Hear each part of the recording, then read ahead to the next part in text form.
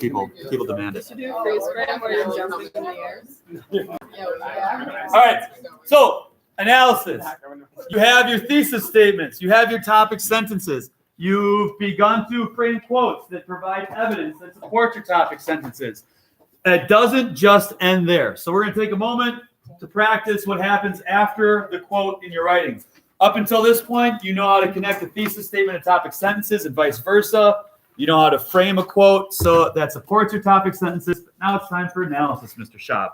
Some of you will rightly assert, and this is important and you might want to make note of this. Some of you will rightly assert that your quote frame functions as analysis.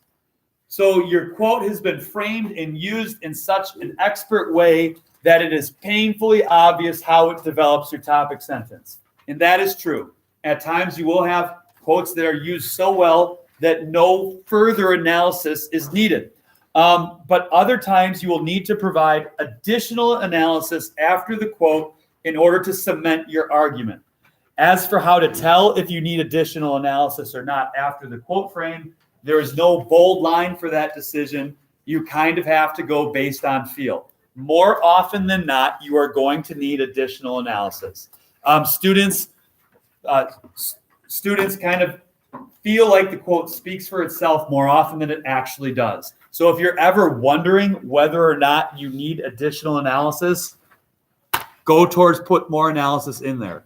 What's the worst that could happen? Somebody reads it and goes, hey, you just sound repetitive right here. You cross it out and you're good to go. As opposed to the flip side of that. I don't know if I need additional analysis, so I'm just not going to. Then the worst that happens is saying, hey, mid-broad, you're really not doing a good job of developing point X, Y, or Z. You need significant additions right here. So if you have questions about it, caution towards putting it in there. However, if you feel like, my quote frame is brilliant, I don't need it, that's sometimes okay. Broadly speaking, analysis means answering the questions how and why the evidence you use develops your topic sentence. So when you use a quote and answering the question, how does that quote support my topic sentence? That functions as analysis. Answering the question, how does this quote support my topic sentence? That functions as analysis. Those are the two most common ways of thinking about analysis, how and why. Even when your quote is directly related to your topic sentence, oftentimes your own words will be needed to specifically connect the quote to the argument. This is especially true when the evidence you select uses an analogy or when the evidence is tangentially related to your topic sentence. Who knows what the word tangentially means? Math people? What's a tangent? A rant. A rant? Opposite over adjacent. That means SOHCAHTOA. Isn't it? It's like I have like a curve and then a line like right here. No, that's not a. What's that? Yeah. No. Hold on a second. It's a line that switches a curve at only one. What's that? Tangent line. Yeah. So if your quote is only tangentially related to your topic sentence, why would you need additional analysis? Yeah, it's not all the way there. So if your quote and your topic sentence are like this, no further analysis needed. But if your quote is like this bad boy, then you're going to need to slap it on there. There you go. Math comparisons. So think about an analogy or a evidence tangentially related. So think about if you're a prosecutor, right? And I'm trying to convict Schaub of, what do you want to be guilty of? Murder in the first degree. Okay? So I'm trying to convict Schaub of murder. So my topic sentence, Schaub is guilty of murder. All right. Here's my evidence.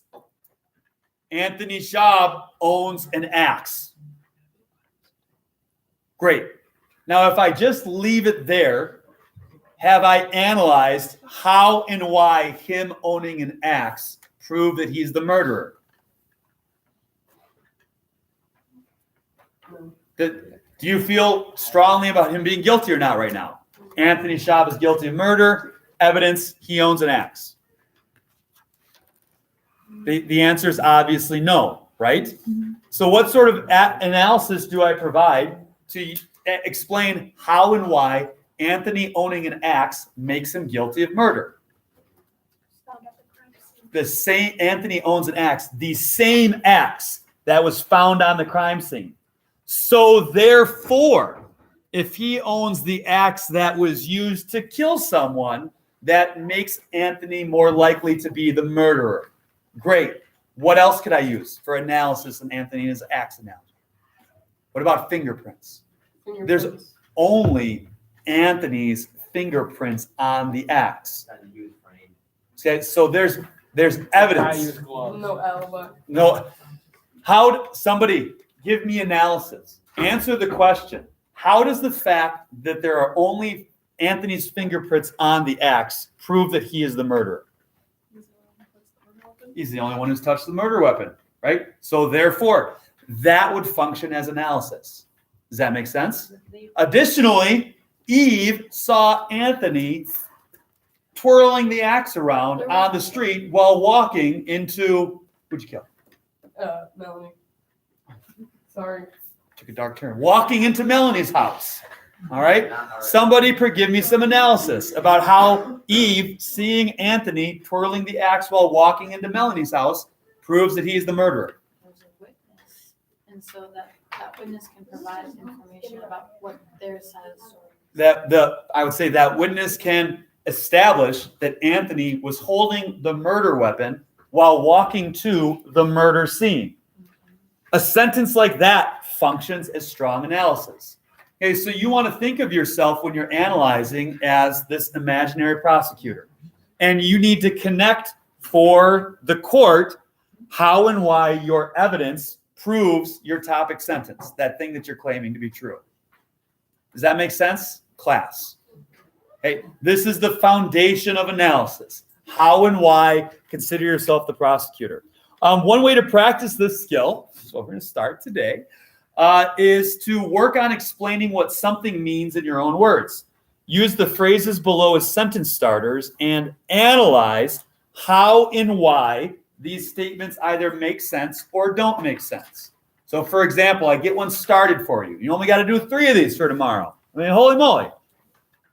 So the phrase, a bird in the hand is worth 2 in the bush. We've all heard that, right? No? Even better. Great. I'm glad you haven't heard it. So a bird in the hand is worth 2 in the bush. So I need to analyze what that phrase means and how it makes sense or doesn't make sense. Now, I already get you started.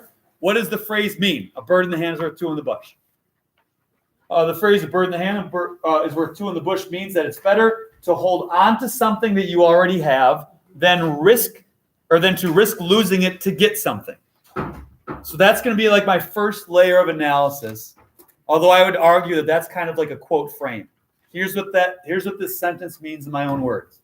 Now, analysis. We need to answer the question, how and why the phrase a bird in the hand is worth 2 in the bush means it's easier or it's better to hold on to something that you already have than to risk losing it for something more. Does that question make sense? You don't need to have the answer yet. Does the question make sense? How and why does the phrase a bird in the hand is worth 2 in the bush mean it's better to hold on to something that you have than to risk it for something that you might gain? Class? Does that make sense? Okay. So, how do we get that from that phrase?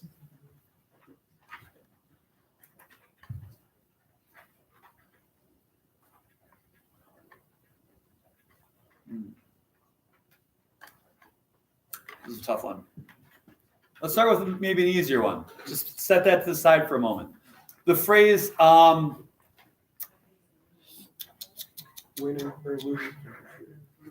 diamond in the rough, right? What does the phrase a diamond in the rough mean? What'd you say? No. It's like it means like if you search through like bad stuff, you could find good stuff. Right. Great, not just good. Like a diamond is symbolic of what? Great, rare, fancy things, right? Good in the bad. You're finding something special in the bad.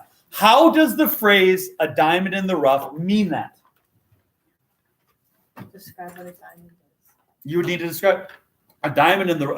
You can take In the rough is special. something. A diamond in the rough means to find something special surrounded by a bunch of junk, right? So, we need to provide analysis. How does or why does a diamond in the rough mean that? Diamonds are representative of what? Special things. How or why does that make sense? Diamonds are a valuable.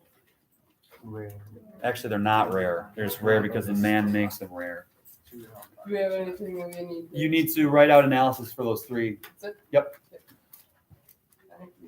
So a diamond is something that's perceived as rare. It's something that's perceived as valuable. It's something that's special. It's used in engagement rings, right? So a diamond is symbolic of something that is rare, valuable, and special. And to find something rare, valuable, and special surrounded by rough or junk is why a diamond in the rough means what it does. This is not going to be easy. That's why there are only 3 of them there. Understand that this is your first crack at this. So just try to get something out there, and maybe 25% of us will hit the nail on the head, and we'll go from there. So you have to explain why and how these phrases mean what they mean. A chain is only as strong as its weakest link. We're familiar with that one, I hope. Okay. Life's a garden. Dig it, make it work for you. Anybody? Bonus point if you know what movie that's from. Joe Dirt. Let's go. Yep, Joe Dirt. Life's a garden. Dig it, make it work for you. That's my philosophy. So frame this quote by telling me what it means, and then analyze how it means what you say it means. You're going to say a chain is only as strong as its weakest link means that something is only as tough as its weakest part. Explain how and why that can be true. Because when a chain link breaks, it does not matter how strong the rest of them are. It's still broken. It's still broken. Yeah, the whole chain is broken. So take a crack at writing those. Use your friends for help. If you do things as a group, that's fine. Just make sure that both members of the group will be in the class tomorrow. So, for example, at this table, if they want to work as a group of 4, great. As long as all 4 of them are either in the same section tomorrow or have a copy of what they came up with, they're fine. Take a crack at this. I'll see you then. Yep.